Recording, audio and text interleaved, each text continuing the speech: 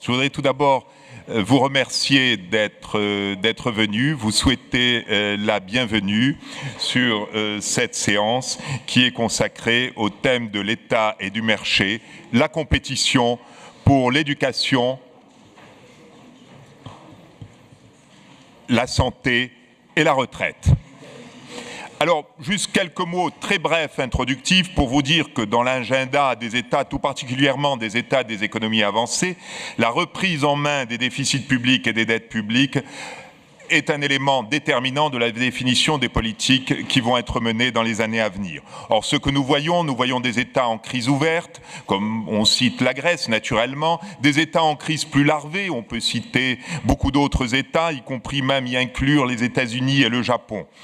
Ce que les États voient, c'est une réduction rapide de leur marge de manœuvre, une élimination de celle-ci, la montée d'une impuissance économique et financière. Et jamais autant, à la fois, les États et les marchés n'ont été déstabilisés. La réponse à cela semble monter maintenant d'une collaboration entre les États et les marchés. Et est-ce que pour nos sujets, est-ce que pour la fourniture de services d'éducation, de santé et la retraite, cette collaboration a aussi un sens. Nous savons et on connaît les arguments en faveur de l'offre de marché par rapport à l'offre publique de services de santé, d'éducation, de retraite et de dépendance.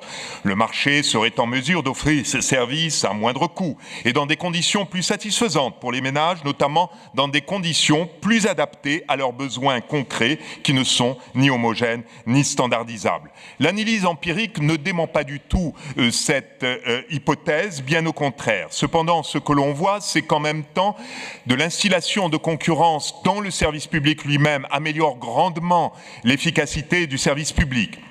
Mais surtout, on a vu monter des contestations par les professions concernées au sein de l'État qui élèvent le principe de l'intangibilité du service public. Et donc se pose immédiatement la question, n'est-ce pas, des limites du service public lui-même. Et c'est un petit peu à cette question qu'il faut peut-être aussi se tourner. Pourquoi maintenir une offre strictement publique de santé, d'éducation et de santé? Faut-il le faire? Alors, on voit bien qu'il y a un argument historiciste. L'évolution depuis 2 siècles a été dans ce sens, donc l'évolution est toujours bonne.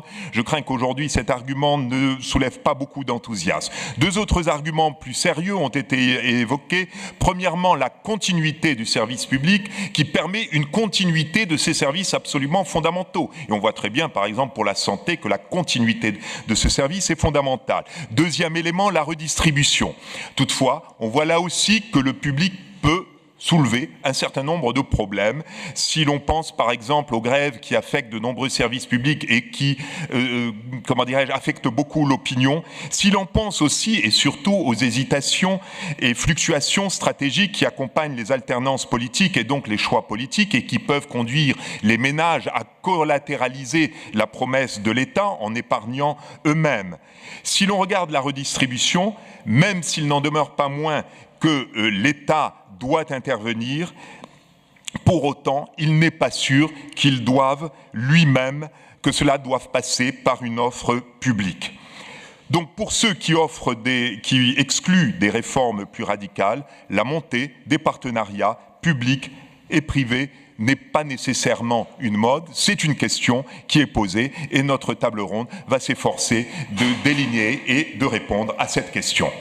Merci Philippe pour cette introduction, thème riche et polémique. On a la chance d'avoir un panel très cohérent pour aborder tous ces thèmes. Chaque intervenant est concerné, travaille directement dans l'un des secteurs dont il va être question, santé, retraite, dépendance ou éducation. Le premier à prendre la parole, ce sera un économiste, Robert Reich, professeur à l'Université de Californie à Berkeley, ancien ministre du Travail de Bill Clinton. Il brossera un tableau général des problématiques soulevées par ce rapport entre public et privé pour la gestion des services publics. Deuxième intervenant, Gilles Benoît. Il dirige CNP Assurance, le groupe d'assurance donc depuis maintenant 13 ans, habitué d'Aix-en-Provence. Il nous dira dans quel domaine justement, comme l'évoquait Philippe, l'État et le marché peuvent coopérer, notamment en ce qui concerne la dépendance. Lady Barbara Judge sera la troisième à s'exprimer, présidente, avec la casquette cette année, puisque c'est aussi une habituée des rencontres EDEX, avec la casquette de présidente du fonds de pension britannique. Donc évidemment, on parlera des systèmes de retraite avec l'importance de tenir compte des spécificités nationales. Christian Lajoux, qui est à la tête du LEM, l'association, donc plutôt la Fédération des entreprises du médicament en France. Là, on parlera évidemment du système de santé et comment l'État peut interagir avec ce secteur pour le réguler au mieux. Ça tombe bien, en plus, il y a une réforme importante qui vient d'être annoncée par le gouvernement. Cinquième intervenant, c'est Ton Nhu Tin Ninh. Elle est présidente de la Tri Viet University. Elle ouvrira en 2013 cette université qui est un peu spéciale, surtout pour nous Français, puisque c'est une université privée. Et elle nous parlera justement de la contribution que peut apporter le secteur privé dans la formation finalement des futures élites d'un pays, avec la spécificité bien sûr asiatique qui n'a rien à voir avec ce qu'on peut connaître en Europe et même dans les modèles anglo-saxons. C'est un choix de modèle et elle nous en parlera, ce sera effectivement un regard très intéressant. Autre intervenant qui nous parlera des pays émergents et de leur situation vraiment spécifique par rapport à la nôtre, c'est Anuj Gulati. Il dirige une société indienne d'assurance, Religare, qui vient de se lancer justement dans l'assurance privée dans le domaine de la santé. Là aussi, il nous dira quelle est un peu sa stratégie pour adresser ce marché dans un pays émergent immense. Donc, quel produit lancer, à quel public on s'adresse, et le rapport à l'État, bien sûr. Et puis, dernier intervenant, Rosemary Van Lerberg, qui dirige Corian, groupe privé de maisons de retraite médicalisées et de cliniques. Donc, elle a beaucoup de choses à dire sur la dépendance, mais aussi sur la santé, puisqu'elle a beaucoup travaillé dans ce domaine avant de diriger Corian. Voilà.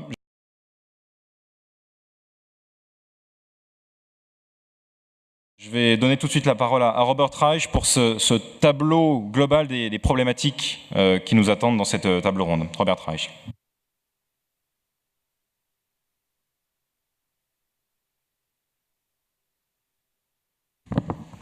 Well, thank you very much.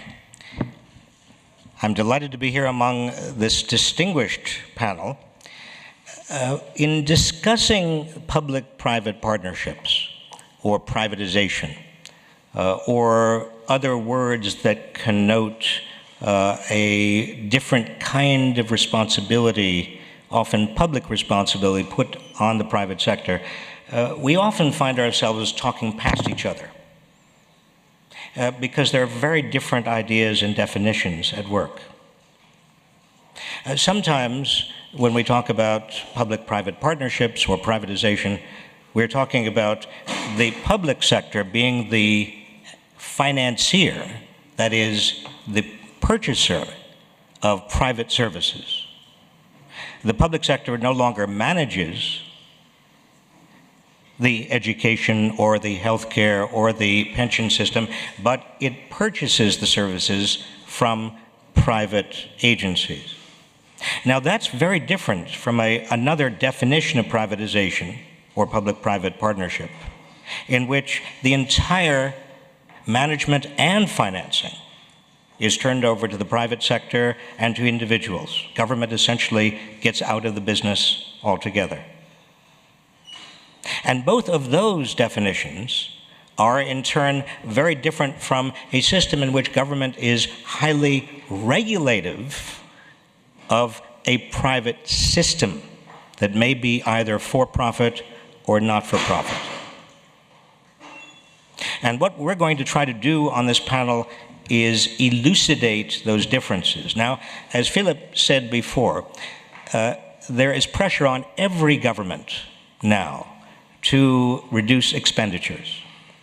And so most governments are looking at the private sector for some new efficiencies, some new means of innovating, and gaining whatever the private sector has to offer.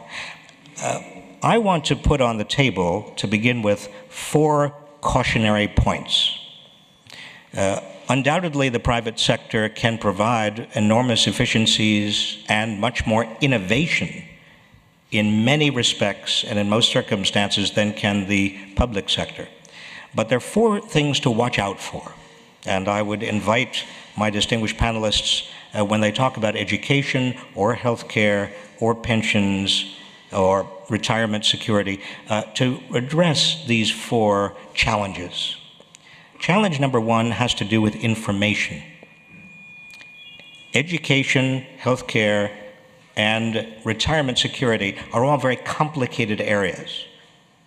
It's sometimes difficult for consumers to understand what is being offered and precisely what they themselves need.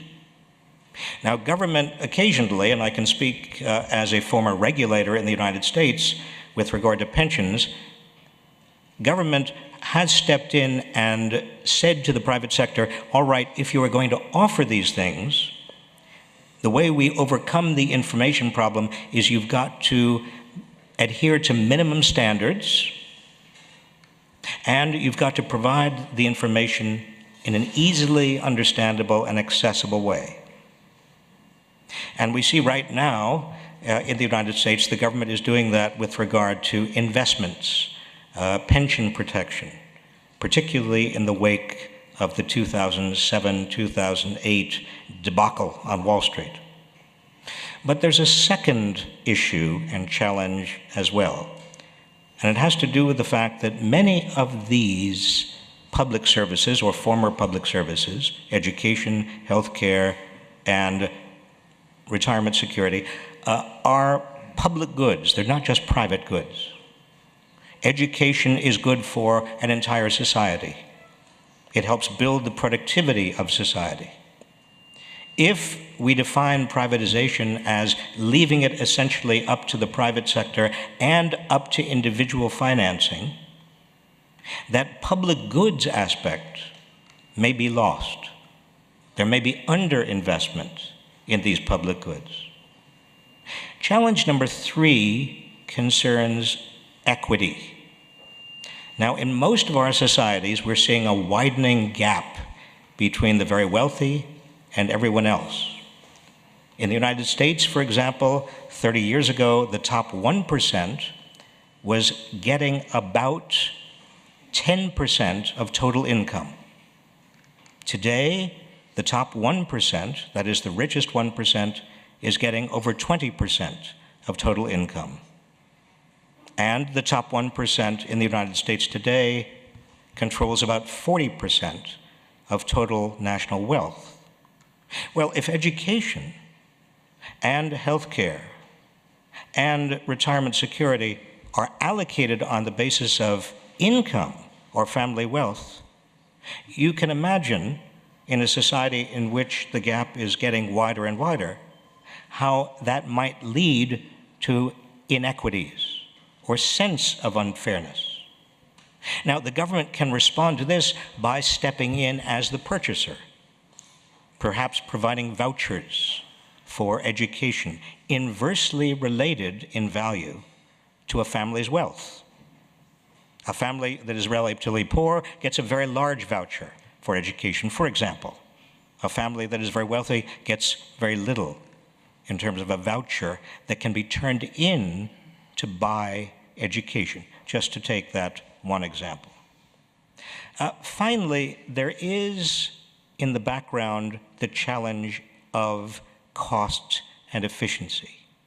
We are assuming in this discussion that the private sector can do it more efficiently. But that is not always the case. In the United States, for example, we've had a big debate over healthcare financing and health insurance, and we've discovered that the public sector, particularly the program called Medicare, which is the large public program, publicly financed and partially publicly managed for the health care of seniors, has far lower administrative costs than do private health insurers. The reason is that private health insurers both have to pay for advertising and for marketing. They have to pay for the talent. They have to pay very often, if they are for-profit, for shareholders and to return to shareholders. And there is a case of adverse selection. That is, with regard to private providers. They are seeking the lowest cost and easiest to serve clientele, leaving the hardest to serve, highest cost, or riskiest back with the private sector, back with the public sector. There are ways of dealing with this problem as well. In the new health care law passed in the United States, all health providers must take everyone, all health insurers must take everyone regardless of pre-existing conditions. But here too, we don't know how it will work and if it will work. Again, this is not intended, and my presentation is not intended to be a brief against public-private partnerships or privatization. I simply want to raise these 4 challenges and hope that we hear from other panelists how these challenges are being met in their own ways, in their own industries, and in different contexts. Thanks very much.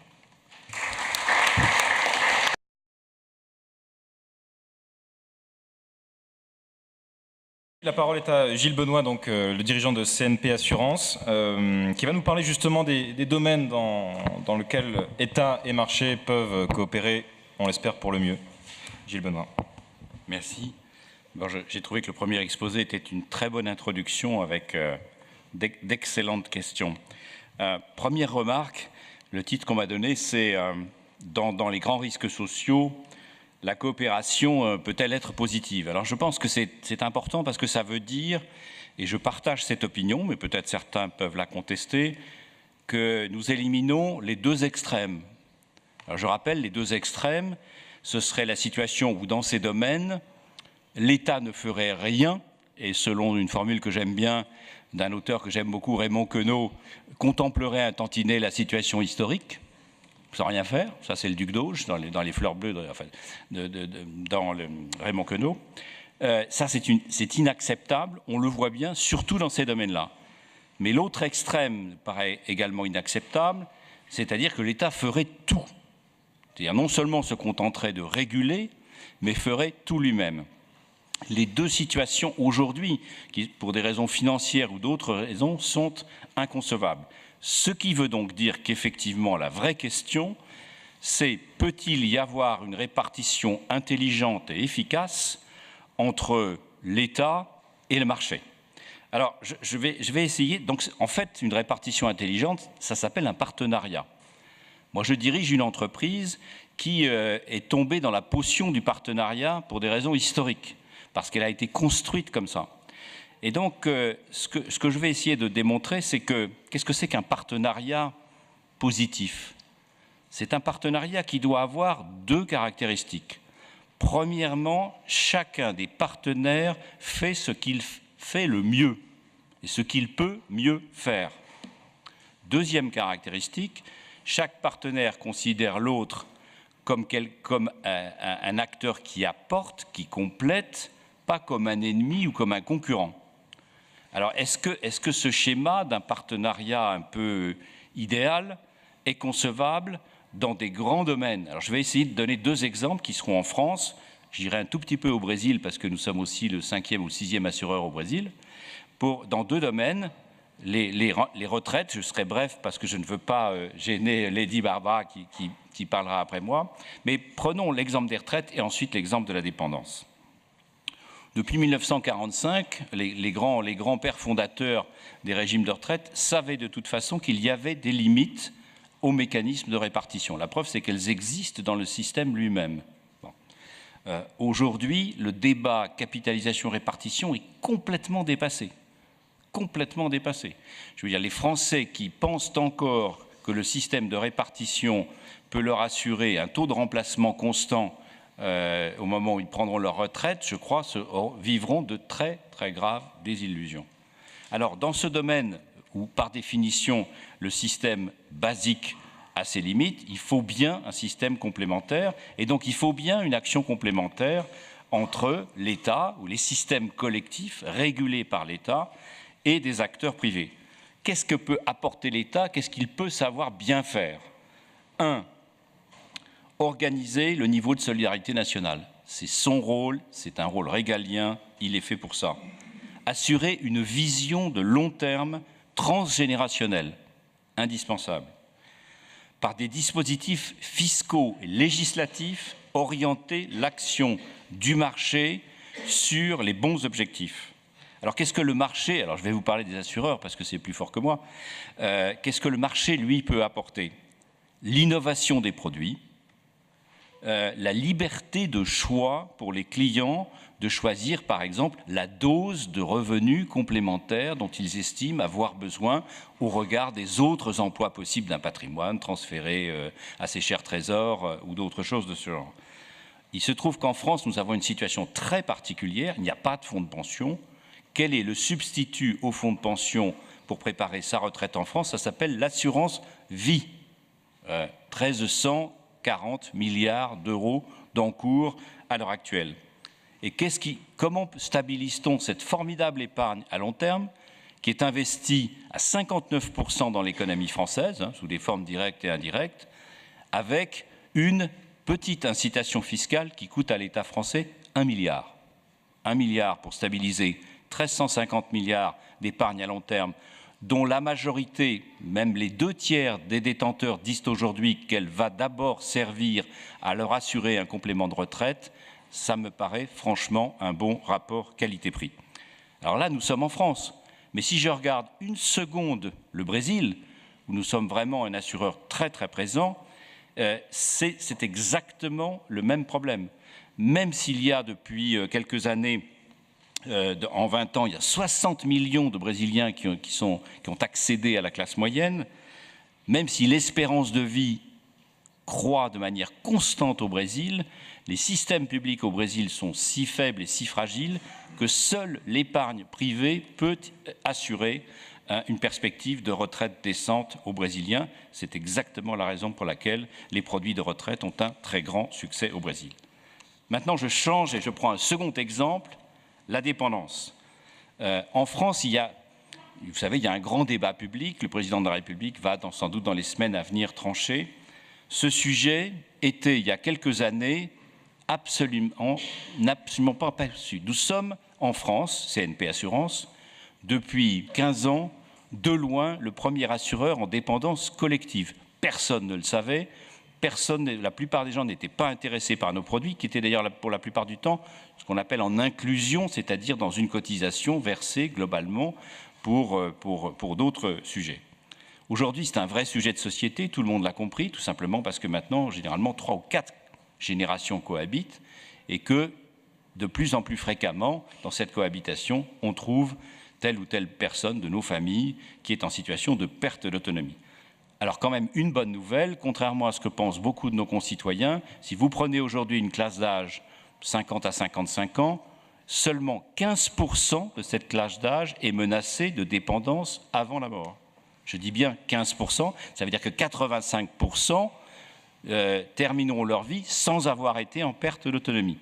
Et pour ceux, les 15% qui n'auront pas eu cette chance, cette perte d'autonomie durera au maximum 4 ans et son coût, même s'il est décalé dans le temps, puisque la longévité augmente, pour l'instant n'est pas un coût extrêmement croissant. Dans un domaine comme ça, là encore, est-ce que l'État peut tout faire? Non, on le voit bien. Aujourd'hui, le financement public trouve ses limites. Un certain nombre de conseils généraux n'arrivent plus à financer l'APA. Et donc, il y a typiquement dans ce domaine une coopération possible intelligente. Bien sûr que l'État doit assurer la solidarité nationale, bien sûr qu'il doit jouer son rôle, mais il se trouve que ce risque, qui n'est couru que par 15%, c'est typiquement un risque assurable. Pourquoi? Parce qu'il est mutualisable. Et qu'en plus, les enjeux financiers sont sans commune mesure, beaucoup plus faibles, que les enjeux en matière de retraite. Quand on aura trouvé 10 ou 15 milliards de plus, on aura résolu le problème de la dépendance pour 30 ou 40 ou 50 ans. C'est donc pas du tout les mêmes chiffres. Donc c'est un risque aléatoire, c'est un risque assurable, on peut le mutualiser. Donc le marché peut proposer, et il propose déjà des offres. Nous avons été aussi la première compagnie à introduire le concept d'offre produits-services. en cas de perte d'autonomie, il ne suffit pas seulement d'avoir de l'argent, il vaut mieux avoir une plateforme d'assistance médicale, il vaut mieux avoir une plateforme de conseil médical, et il vaut mieux savoir à qui on peut s'adresser quand on a besoin de se faire accompagner chez soi, à la gare ou pour des actes basiques de la vie. Nous avons dans chacun de ces domaines des filiales spécialisées. Donc il y a vraiment une complémentarité possible. Qu'est-ce que peut faire l'État? 1. Coordonner les différents acteurs, contribuer à intégrer dans le système de santé la nécessaire prévention, qui n'est pas toujours naturelle, y compris dans ce genre d'affection, aider le secteur, notamment l'assistance à la personne, à se professionnaliser, définir un langage commun. Aujourd'hui, il y a déjà 2 ou 3 grilles qui permettent de définir la perte d'autonomie. Il vaudrait mieux qu'il y en ait une partagée, quand même. Et enfin, connaître, faire progresser la connaissance du risque de dépendance, y compris la recherche médicale, notamment sur ce qui est aujourd'hui la cause la plus importante de la dépendance la plus grave, les maladies d'Alzheimer et autres. Et donc, enfin, il faut conclure, hein. Enfin, encourager les acteurs. Je conclus en disant que ce que le marché souhaite dans ce domaine, c'est que quand l'État régule, il régule de manière constante, sans changer tous les 18 mois. La stabilité des règles du jeu est essentielle. Deuxièmement, qu'il soit cohérent. Il est difficile de dire à un acteur qu'il faut absolument investir sur le long terme et en même temps d'accepter des régulations européennes qui découragent l'investissement en action. Voilà ce que je dis. Merci.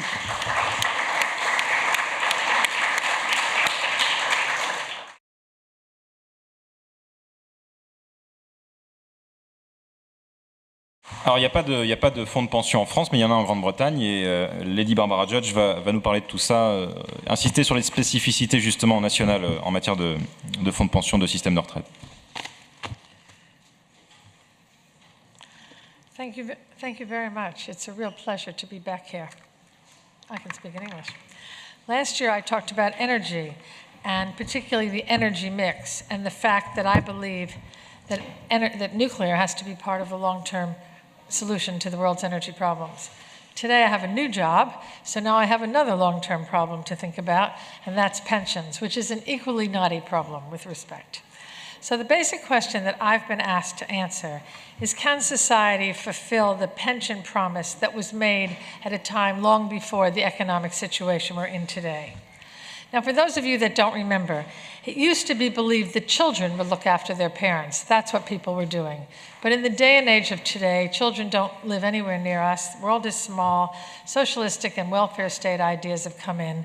And now people believe that the state should look after them in retirement, or at least their employer should look after them in retirement. And that is the promise of the pension. The problem is it was only a promise. There was never money put away by the state. It was just a book entry, and in many company pension plans, there was never money put into a pot, or if it was not invested wisely. And so what are the problems today? Well, the problems today is, remember those pension plans that I just said, the employer pension plans or the government pension plans. The reason they weren't funded, that is, money wasn't put away, is because everybody believed that there'd always be a supply of young people whose taxes or contributions would give the government or the employer the funds that were needed to pay us all when we got older. However, as we all know today, people are living longer. Therefore, there are many more years in retirement than we thought before. And the birth rate in many countries is falling. And so there are going to be less people around to pay the pensions of their parents. Now, the Bible told us a long time ago that long life was 70. But the recent figures of today show that 1 in 4 people who are currently 16 years of age will live to be 100. And living longer should be celebrated, but actually it comes at a price. In 1970, there were 85 million people over 65 in the OECD countries. By 2050, it's estimated that there'll be 350 million. In the UK, this worked out over 4.3 workers for each retiree in 1970, 4.2 workers for each retiree in France, 5.3 workers for each retiree in the US. However, by 2050, it's estimated that it'll be 2.4 workers for each retiree in the US, 1.9 workers for each retiree in France, and 2.6 workers for each retiree in the US. And even in the developing countries, by 2050, there'll only be 4 workers for each retiree. So what do? We don't have enough people who are working to supply the pensions of the parents. Well, the pension system has been devised in various countries in various ways. And quickly, there are 3 pillars in most every pension system. The first pension is the government pension. What is the basic rate that the government will pay its retirees? And frankly, different countries spend different amounts. The US spends about 5.4% of its GDP. Italy spends about 14%. France, Austria, and Germany spend about 12%. And Poland and Portugal spend about 11%. That's the first pillar, the basic level. The second pillar is occupational pensions. It's the pension funds that we all hear about. It's the funds that employers have, which they have been contributing into and their employees have been contributing into over many years, and hopefully will have enough money at retirement to pay for their retires. The third pillar is personal savings. It's putting your own money away in a way that will help you retire later. And that is clearly what we've heard about before, putting your own money into these insurance products so that you can have the benefit of them in retirement. So various countries do various things, as we heard. Frankly, the Nordic countries have very high taxes, and they pay a very big state benefit. Britain used to have lower taxes, and we relied on occupational schemes. And in the United States, we have mostly occupational schemes too. But as I said before, the occupational schemes have their own problems. That is the pension plans, because either the companies put money in, but it didn't do so well in the markets, or the government never put money in at all. They just assumed all these workers would be around at the time to pay the pensions. And what happened in the UK, and what was happening, was that when the time came to pay the pensions, there was no money there. So what we did in the UK, because we worried about this, and we also did it in the US somewhat before, is we had the government help out these private pensions, the pensions in the occupational schemes. First thing we did is we put in something called a pension regulator. The pension regulator went round to all the defined benefit schemes, that is the occupational schemes, and said, you have to put this amount of money in, and if you don't put it in, we're going to give you a problem. And if the money that you put in is not worth what your pension liabilities are, we're also going to give you a problem. And then we set up the organization of which I am the chairman, which is called the Pension Protection Fund. And what we do is we go around to all the schemes, all the defined benefit schemes, those occupational schemes, and we make them pay us a levy. We make them pay us an insurance premium based on how risky the schemes are, so that when, over the course of years, if they should go bankrupt or if they should have a problem, and that used to happen a lot in the UK, you'd been paying into a scheme for your whole life, and then the company goes bankrupt and you get no money. Or indeed, you're retired and you're getting some money, and then the company goes bankrupt and you get no money. Or worse, that the company gets merged or bought, and the new employer doesn't have the responsibility to pay you. So we've set up a government agency which goes around to reinsure, essentially, those schemes, and also to make sure that the schemes are funded. That is the UK system, and so far it's been working. We have about 6,500 plans in payment. We've collected about 8 billion so far. We have 12 million members, and we are insuring 100 trillion pounds of liabilities. That's the American way. We've heard about the French way. I'm sorry, that's the British way. We've heard about the French way. The Americans do something similar to us. But basically, and as I said, the Nordic countries just tax you a lot. In Germany, they make you join occupational schemes. Every country does it somewhat differently. But we all know that the answer to the pension problem, and the pension problem is everywhere, has four parts, really. The first part is either taxes will rise, savings must rise, individual savings, average retirement age must rise, or pensioners will become poorer relative to the rest of society. Now, we don't really want that to happen. So we're trying as countries to sort the problem. We're trying to say retirement ages should rise, but we have riots. We have riots in the UK, We have riots in France about 2 more years of working and people go nuts, right? We're trying to lower benefits, but people don't like that either. We have to do something. And so what we have to do is we all have to save more. Basically, it's down to us to buy these kind of products, and to personally look after ourselves. Now, from my point of view, and I only have 1 more minute, it all seems pretty silly to me. I'd love to work 2 more years. I think working is a privilege. Frankly, I think, why would anybody want to retire when they could work 2 more years at full salary to get whatever retirement benefit they're going to get at half salary or 80%?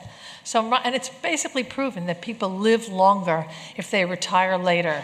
The death rate for people at age 55 is much higher than the death rate for people at age 65. People live longer, they work better. What we need to do is get society to value older people, to give us all jobs when we're older, to understand that we're wiser, we have been through the mill, we're very loyal. We need to get society to deal with the retirement problem by employing older people longer. Because now, as you all know, I think what we should say is old age begins at 80, not 60. 80 is the language, but the question we have to think about in retirement and with respect to pensions is not what age we retire at, it's with how much. Thank you. Merci.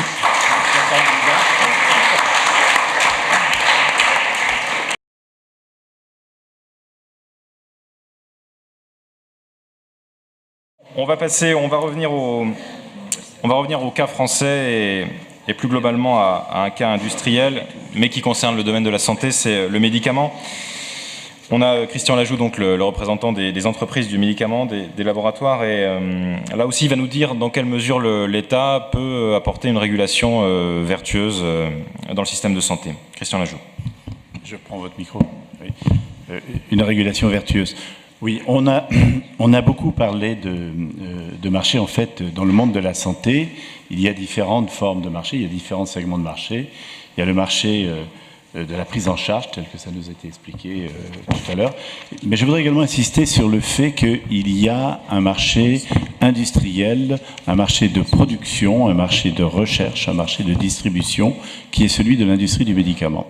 On a quelquefois le sentiment que le médicament, c'est pas une abstraction, parce que chacun connaît les comprimés, les cachets, les petites pilules, et puis on oublie que derrière ces pilules, il y a tout un processus de fabrication qui passe, y compris par de l'industrie lourde, puisque l'industrie chimique continue à fabriquer, à participer à la fabrication de l'essentiel des médicaments. Alors, cela fait partie des fonctions régaliennes de l'État, que d'administrer, de gérer, de protéger le citoyen sur les questions de santé. L'État est donc régulateur et il a pour mission d'être le promoteur d'une efficience du système de santé. Et on l'a vu tout récemment, peut-être que nos amis étrangers ne le savent pas précisément. Il y a eu beaucoup de débats autour d'une crise sanitaire et l'État s'est réaffirmé dans cette période de crise sanitaire comme étant l'État régulateur, comme étant l'État qui doit prendre des dispositions. Et vous l'avez évoqué, je crois, en introduction. Nous assistons actuellement à une proposition en termes de loi et en termes de réglementation à une profonde réforme du système de santé et du système de sécurité sanitaire sur le territoire français. L'État est complètement dans son rôle dans cette démarche. Néanmoins, en tant qu'industriel directement concerné à la fois par la sécurité sanitaire, parce que les producteurs de médicaments mettent le patient au cœur de leur système, et je voudrais le réaffirmer ici, il n'y a pas un seul emploi, il n'y a pas un seul point de marge du marché qui doivent nous faire prendre des risques aux patients. C'est une affirmation que je voudrais bien faire entendre à l'ensemble des stakeholders, à l'ensemble des parties prenantes qui travaillent dans ce secteur. Donc on attend de l'État qu'il joue son rôle quant à la sécurité sanitaire, mais il est extrêmement important que les décisions qu'il prenne n'hypothèquent pas les autres enjeux de ce système de santé. Puisque si la santé a un coût, ça nous a été redit, bien précisé au cours des précédents débats. Je voudrais également rappeler que l'ensemble de ce système est un système créateur de valeur. Et pour revenir sur l'intervention de Madame, même les retraités, même les personnes plus âgées sont eux aussi créateurs de valeur et participent à l'augmentation du PIB. Je pense que c'est un point qu'il ne faut pas oublier. On fait quelquefois comme si les retraités étaient mis entre parenthèses et étaient en marge, n'étaient plus créateurs de PIB. Ils sont créateurs de PIB. Peut-être on aura l'occasion de revenir sur ce point-là. Maintenant, j'en reviens à ma préoccupation d'industriel. Il est pour nous extrêmement important de constater de nouveaux modes de régulation de l'État dans sa fonction régalienne. L'État, et notamment en France, je vais prendre cet exemple, mais je pense qu'on pourrait le considérer dans un certain nombre d'autres pays, notamment de pays européens, puisque à nouveau, je voudrais dire que on est régi par de nombreuses directives européennes. L'État est passé d'une situation d'organisateur, de régulation, voire quelquefois de régulation autoritaire, vers la recherche de ce que vous avez appelé, monsieur, et je suis assez d'accord avec ça, vers la recherche de partenariats, et ceci depuis de nombreuses années. Et ce que je souhaite, c'est que la crise sanitaire à laquelle nous venons de participer ne remette pas en cause ce principe de l'État, cette démarche de l'État, la recherche de l'accord, la recherche de la convention, la recherche de l'agreement entre les différentes parties, dont les industriels, qui me semblait un point extrêmement important. L'État également, en France comme dans de nombreux pays européens, mais pas uniquement en Europe, j'en suis certain, dans la nécessité aujourd'hui de déléguer un certain nombre de responsabilités de santé publique à différentes agences. Alors ça existe déjà depuis un certain nombre d'années dans des pays comme l'Angleterre, ça s'est mis en place récemment en Allemagne. La gouvernance française telle qu'elle existe aujourd'hui avec ces agences date de l'année 2004, mais à nouveau, ma préoccupation face à la crise sanitaire, c'est que cette crise sanitaire et la nécessité d'y apporter des réponses ne cassent pas un système qui s'inscrivait dans une logique internationale, qui s'inscrivait dans une forme de compétitivité internationale, et il ne faudrait pas que la nécessité d'assurer la sécurité du patient, indispensable à laquelle les industriels veulent participer, remette en cause la compétitivité en fait de l'ensemble du système français au sein de la communauté européenne, au sein de la compétition internationale, puisque je vous parlais tout à l'heure du fait que nous étions de vraies entreprises avec même une partie lourde. Il y a aujourd'hui de plus en plus une concurrence, non pas seulement entre les entreprises, comme je suis sûr qu'il y a une concurrence entre les organismes de prise en charge des patients, mais il y a une véritable concurrence entre les pays.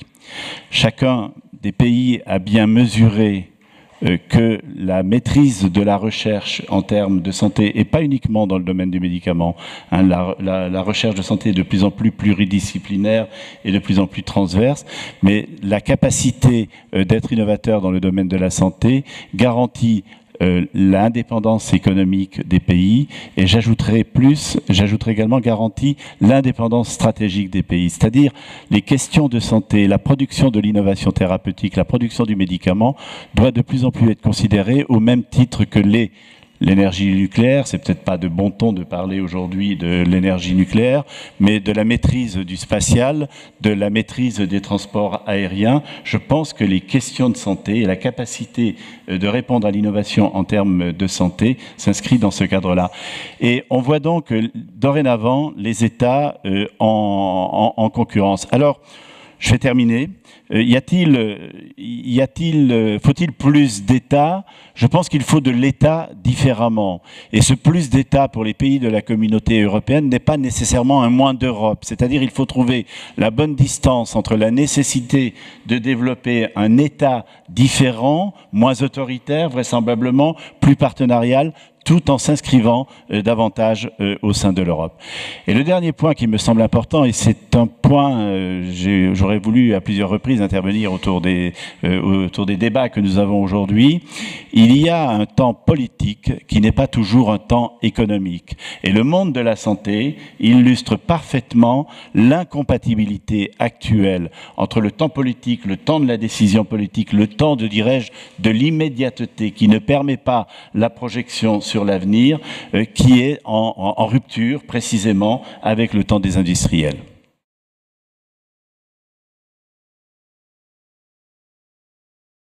On a évoqué les retraites, on a évoqué la dépendance et la santé, le système de santé en général. On n'a pas parlé de l'éducation et on va aller justement en Asie voir comment ça se passe. Madame Tonuttinen a une chose très intéressante à nous dire sur comment on choisit en ce moment même le modèle pour l'éducation supérieure dans différents pays là-bas. C'est à vous. Merci. Je voudrais commencer par un rappel très rapide de la façon dont nous, en Asie, et particulièrement dans les pays émergents de l'Asie, on voit le rôle de l'éducation dans la société contemporaine d'aujourd'hui. C'est manifestement un élément déterminant, un vecteur déterminant du capital humain qui est, je crois, au centre des success stories des divers tigres et dragons dont on a parlé. Et c'est par l'éducation, qu'est-ce qu'on attend de l'éducation? C'est qu'elle assure le caractère durable du développement économique par la provision du savoir et des compétences et par comment dirais-je, la facilitation à l'innovation et à ce qu'on appelle aujourd'hui leadership. Je voudrais aussi souligner que, pris de la perspective d'un pays en développement comme le Vietnam, il y a manifestement 3 critères disons, de qualitatifs des jeunes qui sortent de l'université que nous désirons. Premièrement, je traduis de l'anglais, je m'excuse, c'est l'employabilité. Deuxièmement, l'adaptabilité. Et troisièmement, la versatilité. Cela parce que nous vivons dans un monde qui change très rapidement, qui est de plus en plus complexe et qui est inéluctablement globalisé. Évidemment, l'éducation, ce n'est pas seulement pour former à un métier, il faut aussi que nous formions des citoyens responsables dans leur pays et du monde. Pour un pays comme le Vietnam, qui vient juste de rejoindre le groupe des pays à revenus moyens, je crois profondément que la solution, la réponse que le Vietnam apportera à l'éducation décidera si nous allons rester tout en bas de l'échelle des pays à revenus moyens, où nous pourrons donc suivre des pays comme la Corée ou Taïwan ou Singapour pour devenir plus développés. Je voudrais maintenant aborder la question de si c'est là le rôle que doit jouer l'éducation, quel rapport entre le public et le privé. Et là, je voudrais tout de suite aller au niveau global et rappeler qu'il y a des différenciations historiques et géoculturelles qu'il faudrait peut-être appeler plus particulièrement ici en France et en Europe continentale. Je distingue trois aires. La première ère, donc, c'est l'Europe continentale où l'offre en termes d'éducation est surtout publique et avec le secteur privé très réduit et dont la reconnaissance sociale est très modeste, pour ne pas dire très médiocre. La deuxième ère, c'est l'Amérique du Nord et la Grande-Bretagne, peut-être le monde anglo-saxon, où nous avons un mix et où il y a de très bonnes universités d'État publiques, mais où aussi il y a beaucoup d'universités privées dans le top. Les États-Unis en sont l'exemple le plus flagrant. Et je viens à la troisième ère, donc l'Asie et le monde en développement en général. Mais mon expérience, c'est plus l'Asie, donc je vais me focaliser sur l'Asie. Et en Asie, vous avez le mix étant la différence avec le monde anglo-saxon, c'est que le mix, il a un spectre très très large. Ça peut aller de une majorité d'universités, je parle de l'enseignement supérieur, je m'excuse, public, jusqu'au cas extrême du Japon et de la Corée, où 80% des étudiants sont inscrits dans des institutions privées. Au Vietnam, quelle est la voie choisie? Le gouvernement, l'État, ne peut pas tout faire. Donc, il y a une dizaine d'années, un peu moins d'une dizaine d'années, l'État a décidé qu'il faut ouvrir l'espace de la prestation des services en éducation au secteur privé. Nous avons même une façon de le dire, l'État et le privé, ou plutôt le peuple, font les choses ensemble.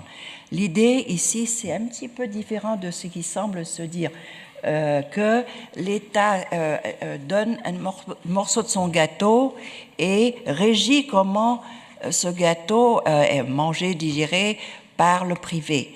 Et là, ce que je voudrais dire, c'est qu'en Asie et dans des pays émergents que le Vietnam, c'est pas que le privé attend là à fournir des services que le public lui signe sous contrat.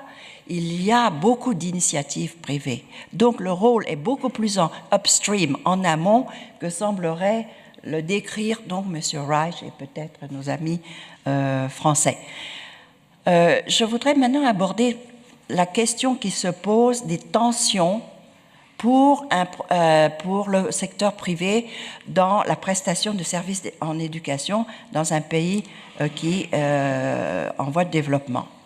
La première tension, c'est entre lucratif, à but lucratif ou à but non lucratif. Et ça il faut mentionner, je crois, 3 dimensions pour pouvoir répondre. En fin de compte, comme la réponse que pour notre projet on a choisi, ça ne peut pas être complètement sans but lucratif, mais ça ne peut pas être à but lucratif si justement on veut remplir le rôle que j'ai évoqué. Et donc les 3 dimensions, c'est celle-ci. Premièrement, la question de qualité et de pertinence. Deuxièmement, la question de la responsabilité et de la transparence. Et troisièmement, la question de l'accès, c'est-à-dire l'accès au-delà de l'élite.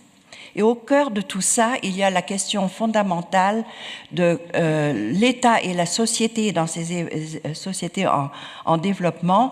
Quelle est leur conception de la nature de l'éducation en tant que service? Une minute donc, pour vous. Oui. Et donc l'éducation doit être considérée aussi comme un bien public. Je rejoins là le professeur Reich. Au Vietnam, le problème, c'est un peu ce que disait, je crois, le monsieur des assurances. Non, des pharmaceutiques. Pardon. Au Vietnam, en ce moment, l'État met d'un côté le public, de l'autre côté le privé. Il n'y a pas encore de partenariat. L'État se contente d'avoir un rôle de régulation. Il n'a pas le rôle souhaité, en tout cas de mon point de vue, de facilitation et de financement partiel qui serait nécessaire si justement on se mettait d'accord sur la conception de l'éducation comme en partie un bien public. Je vais passer la partie sur les avantages du secteur privé. Je crois que là, je dirais un seul mot. Le secteur privé par rapport au secteur public dans l'éducation, en tout cas dans mon pays, c'est qu'à cause d'une certaine sclérose et d'une certaine inertie du secteur public et dans le domaine de l'éducation, il semblerait que le secteur privé ait une opportunité pour introduire un élément de concurrence, de compétition sain. Et ça, je crois, peut-être en France, l'idée d'une compétition, une concurrence entre universités, entre institutions éducatives, c'est peut-être donc pas très orthodoxe, mais c'est une réalité du monde globalisé dans lequel nous vivons. Il y a une compétition à l'échelle globale, mais également à l'échelle nationale. Il faut conclure très rapidement. Merci. Et en conclusion, je dirais que pour le Vietnam, nous espérons que nous allons bientôt nous orienter vers une conception plus complémentaire du public et du privé. Merci. Merci.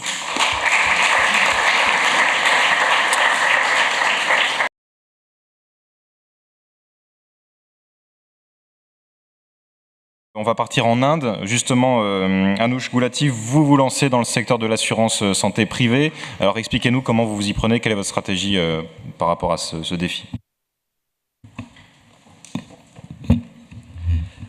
First of all, I'll take this opportunity to thank the Circle the Economists for this opportunity to be here and talk about the Indian healthcare system. Much has been said by my respected panelists about some of the long-term challenges as well as some ideas about what might be opportunities to take care of those challenges. I'm going to step back and talk a little bit about India and the way the healthcare system has been organized, some of the challenges that we were facing as a country, and some solutions which early, but we've started to see, and we are hoping that we can take learnings from there for the larger economy in that sense. As a country, we spend about 5% of GDP on healthcare, right? And most developed markets, I know, spend anywhere between 8 to 15%, but we're at about 5%. That's also changing very rapidly because healthcare inflation is almost about twice the normal inflation in the country. So we know that as a percentage of GDP, that number is going up very, very dramatically. On the other side, what has been very unique in the Indian context has been that almost 80% of all healthcare spend in the country has been from the private sector, as in it has been almost 75% is out of pocket and about 3 to 4% is paid for by private health insurance. So the government or government-run enterprises as a payer of healthcare contributes to almost just about 20% of the overall healthcare spend. And when you take that problem down to the poorest of poor, the bottom of the pyramid, which is anywhere between 30 to 50% of the Indian population, and we're talking about numbers of anywhere about 350 million people to about 550 million people, it's a compounded problem. There are research reports which clearly go on to suggest that the second most important reason why people go below the poverty line, people become poor in the country, is when they have to borrow to take care of their health or the health of their family members. So that is the challenge or the environment that we've been working in. From an insurance standpoint, whenever we looked at that sector, I mean, what's an insurance company's delight is the law of large numbers, the fact that there is no anti-selection. Hence, naturally, it becomes an insurable segment. But when you looked at the two big challenges that we clearly saw as we ran pilots and a few programs in that segment was, one, there would be frauds, massive scale frauds, and which would just take away it would just not make any scheme viable. The other fact was the cost of transaction. I mean, a cataract, for example, in a rural area or a semi-urban part of the country, even today, the medical charges for that could be about $100 US. But one, the cost of enrollment, just to go out and enroll them in an insurance program, very often would eat up about 40 to 50% of the overall premium.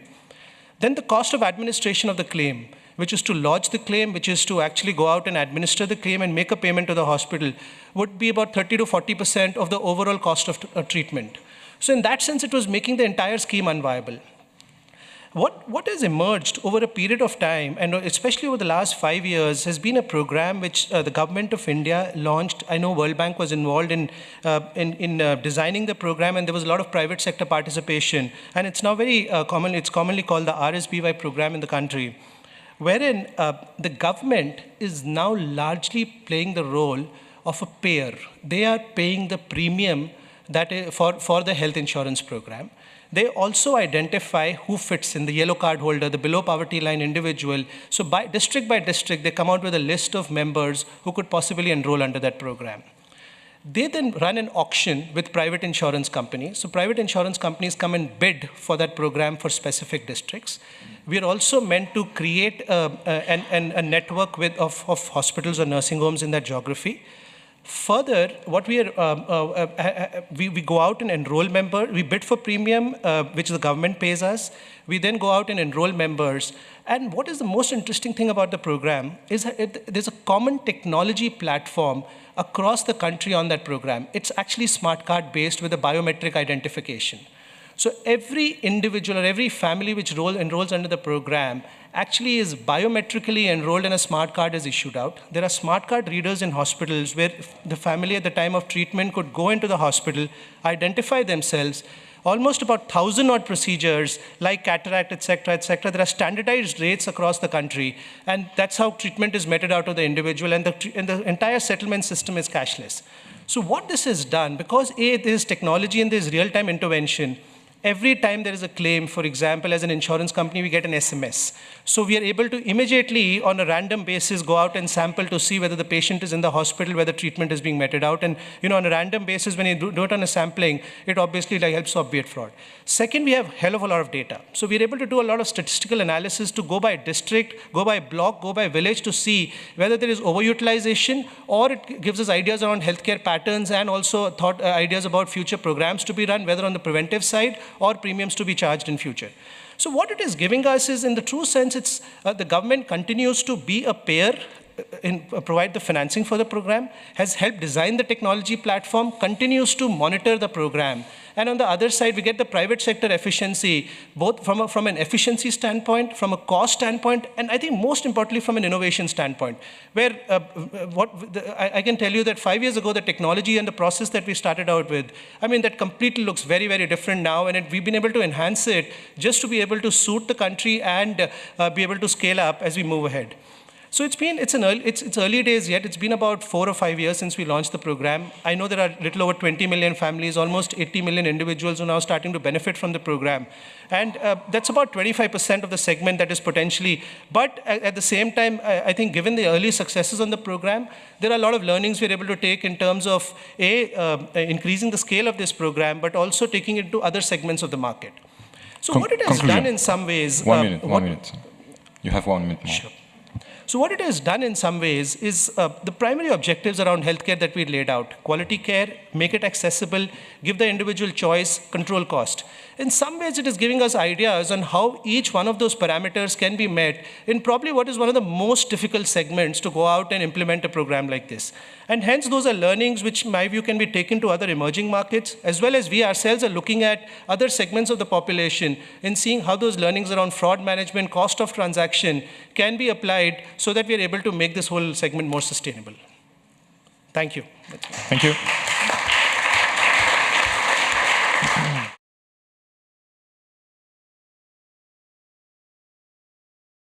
Et dernière intervenante à s'exprimer, Rosemarie Van Lerberg. Donc, vous êtes à la tête de ce groupe Corian qui gère des maisons de retraite médicalisées et des cliniques.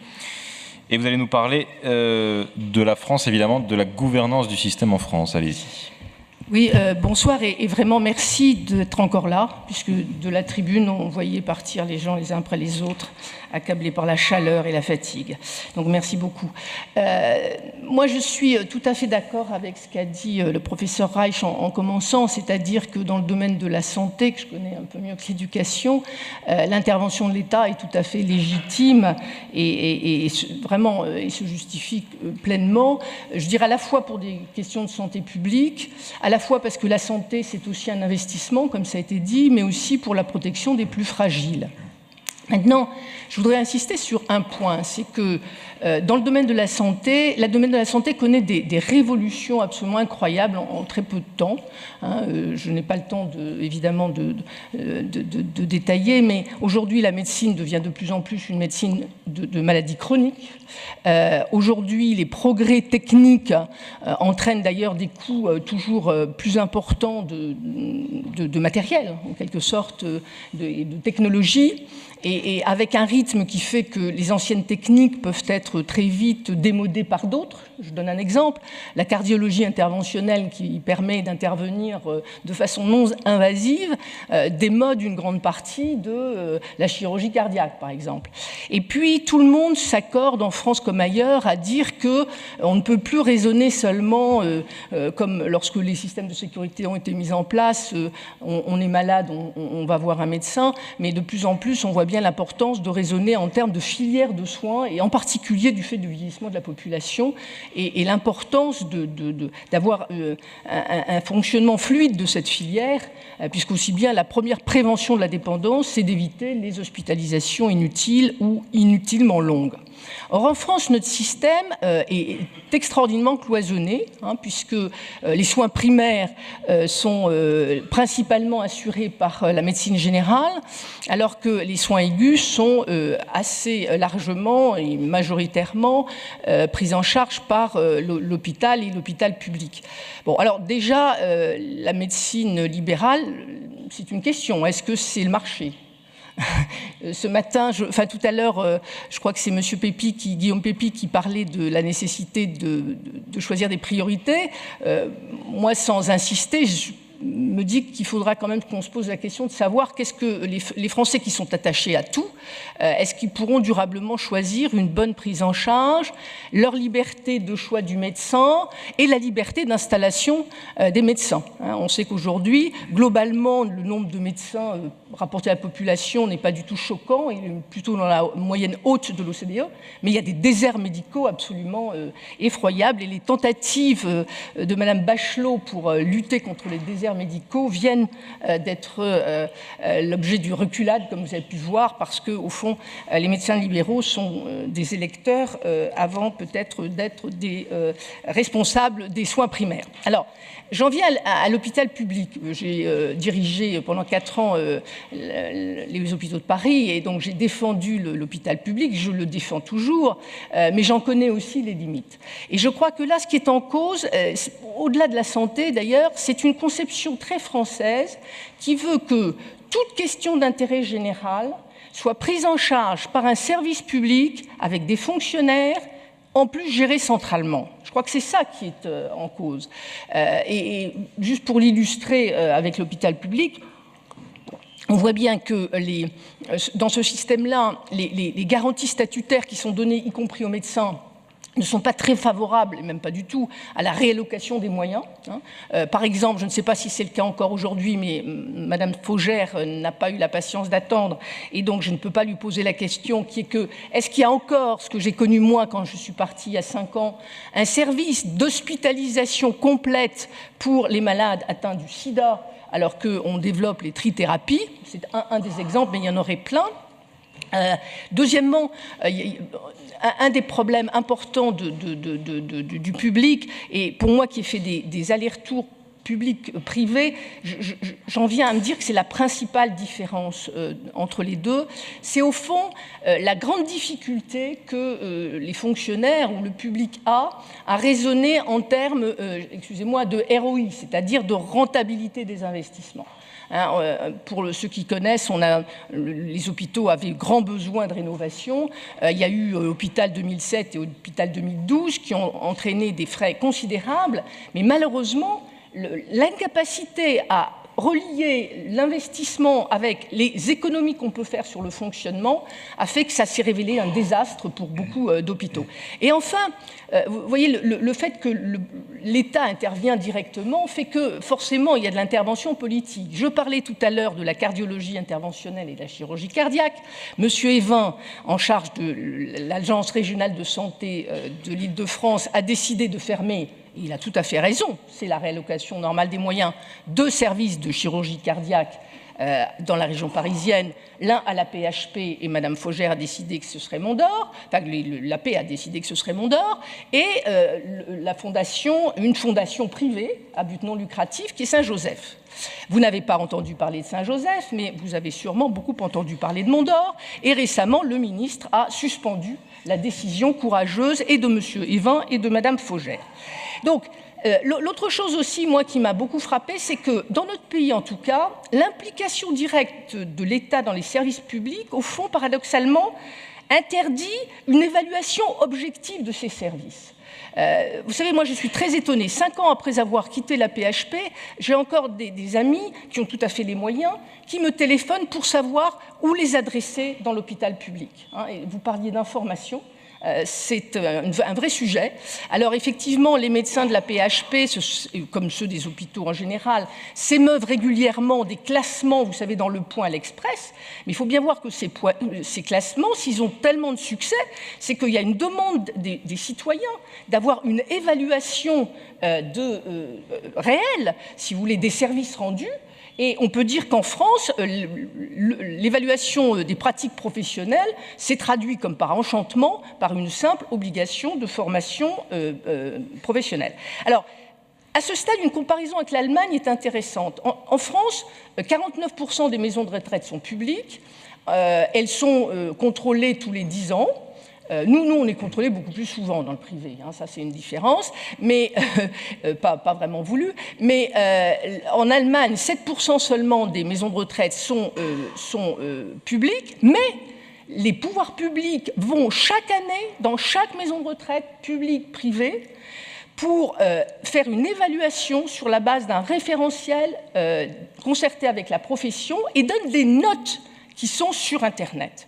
Donc voilà, moi je pense que, encore une fois, l'intervention de l'État est tout à fait indispensable dans le domaine, mais c'est probablement plus une intervention qui doit se centrer sur le pilotage, la fixation de cahiers des charges, de référentiels, l'évaluation, enfin le contrôle, mais aussi l'évaluation, c'est deux choses différentes. Et enfin, je n'ai pas le temps de le dire, mais je pense que ce que je vois cette fois-ci en Italie, avec le développement des délégations de services publics, est peut-être un moyen de répondre à ce que vous disiez, monsieur, qui est qu'effectivement le problème du privé, c'est le marketing. Et les pays comme l'Italie ou d'autres qui, encore une fois, développent des délégations de services publics pour à la fois baisser le coût et améliorer la qualité sont probablement une piste intéressante. Merci beaucoup.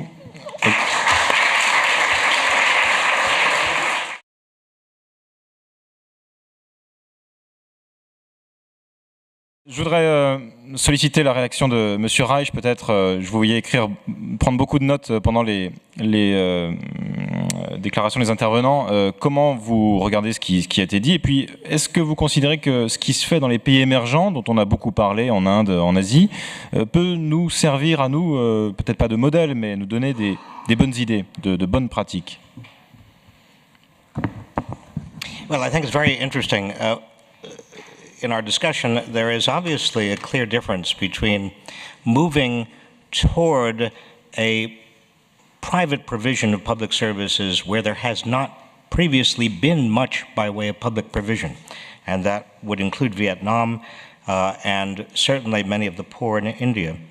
A difference between that on the one hand and on the other hand dealing with some of the developed nations' problems now, mostly budgetary, in moving from a publicly financed system to a private provision, still publicly financed. I think everyone on the panel assumed that there would continue to be public provision even though the private sector would manage more and more, except perhaps for you, Lady Judge, with regard to relying to a greater extent on private savings.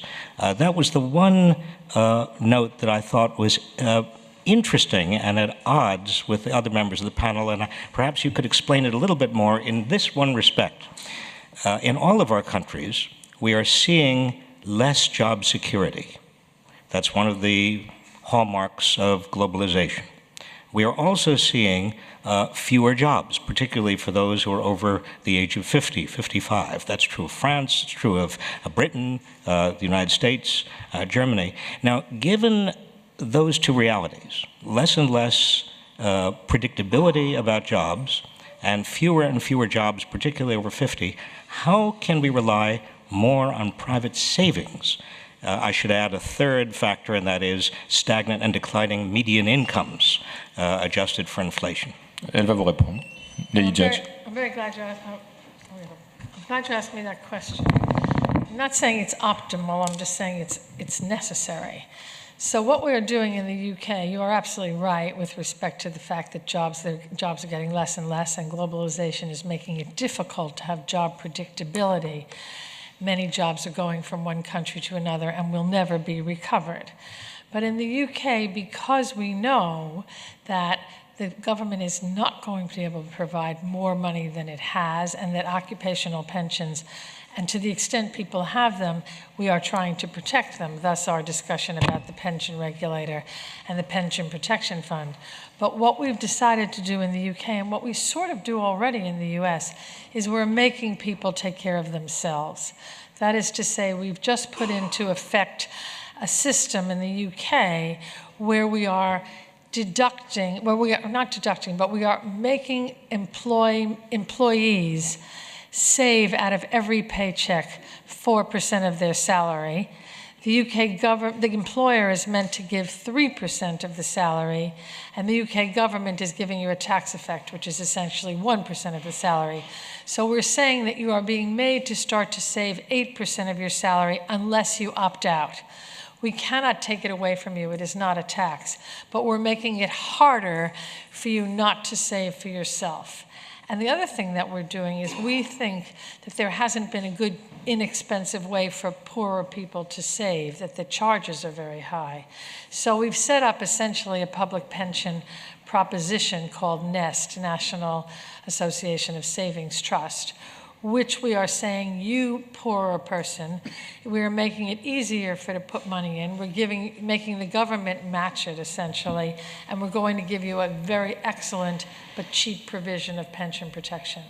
Now that is to some degree public-private together. The public sector has offered up to the private employee an opportunity to save at a tax-effective way. That's what we can do. We have to live in reality. Reality is that governments can't afford to give people the amount of services they would like. People are revolting against higher taxes, as we've heard around. They don't want to give up the idea of retiring, much as I think it's a disaster to retire, personally. And so we are saying to people, then we're going to help you save for yourself. Because the world is different. It's not the same as it was. Globalization, as we heard yesterday, has lots of benefits, but there are some more immediate problems. I always think about globalization, people say, well, in the long run, it's going to be great. But in the short run, there are some problems, and we have to deal with them. Thank you. Just one word, Mr. Reich, convinced or not? Yes, no? Well, it's not a matter of being convinced. The twin issue, it seems to me, that undergirds much of this discussion. Very quickly, please. Okay. But, I'm sorry? Yeah, very quickly, please. Oh, I'll be one sentence. Okay. Has to do with the fundamental question of equity. If our countries are becoming less equal in terms of access to all sorts of things that had previously been assumed to be public goods or public access, what is the response? I'm not... I think it's wonderful, the innovations that we're hearing about, but I didn't hear very much about the response to widening inequalities in terms of its effect on the privatization and privatization's effect on widening inequality. Big issue. Merci. Philippe Trainard, la conclusion en quelques secondes. Conclusion peut-être simple, puisque nous avons eu un débat extrêmement brillant et qui a très bien couvert le sujet. Je tirerai 4 conclusions principales. Première conclusion, c'est qu'il y a une nécessité d'un rôle accru de la concurrence et plus largement du marché, spécialement si on a à l'esprit, premièrement, que les États sont contraints financièrement, aujourd'hui plus que jamais. Deuxièmement, la nécessité d'avoir des services plus individualisés. Et troisièmement, la nécessité d'innover et éventuellement d'accroître la qualité. Cependant, il apparaît clairement que personne n'imagine, et c'est ma deuxième conclusion, un transfert complet vers le marché sans autre forme de procès, et tout le monde pense que l'État doit intervenir, qu'il a un rôle à jouer, un rôle d'organisateur et éventuellement un rôle de financeur, comme le soulignait M. Robert Reich. Mais c'est ma troisième conclusion, c'est que ce rôle-là, ce n'est pas un rôle universel. Ce n'est pas le même rôle, très probablement, dans les pays développés et dans les pays moins développés. Notamment, on a fait allusion ici, encore dans la discussion, n'est-ce pas, sur la préexistence ou non d'un système public plus ou moins égalitaire, et donc on ne bâtit pas à partir de rien. La culture est aussi extrêmement importante, et bien évidemment, cela laisse une place à des systèmes nationaux assez différenciés. Enfin, dernier point, et cela a été souligné par Madame Van Lerenberg, il faut une transparence et une évaluation de l'offre publique pour ceux qui restent publics. Merci beaucoup, merci à tous.